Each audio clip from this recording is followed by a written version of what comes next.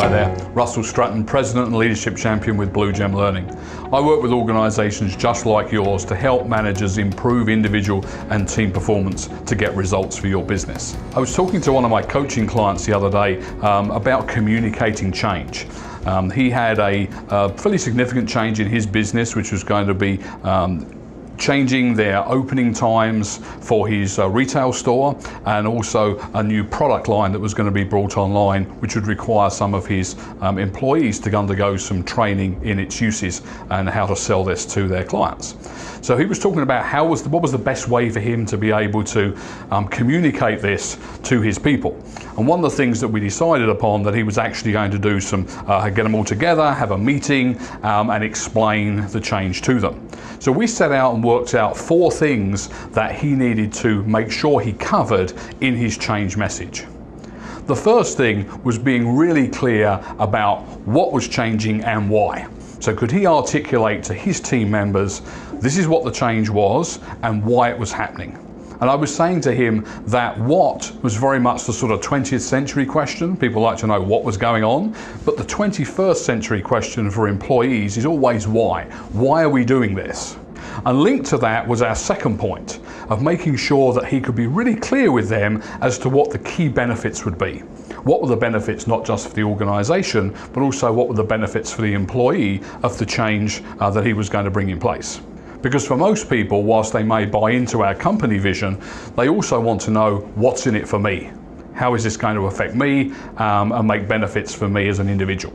The third thing I said he should do is that he should also focus on what the concerns might be of his employees. So what he was thinking about are some of the common concerns that his employees might have. What would it mean about the extended opening hours? Were people going to be expected to work longer hours?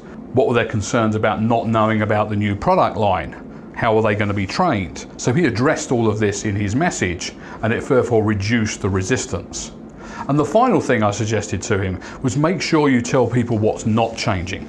Because although it was a fairly significant change for the business, there was a lot of things that were still going to be exactly the same. They were still going to be working in the same store, they were still going to be dealing with very similar customer base, they were still going to be working with similar colleagues. So just to give some reassurance to people that it wasn't like everything was going to be completely different. So by using that 4-step process and acknowledging concerns, what happens is you're able to start to address those concerns and restraining forces and take them off the table.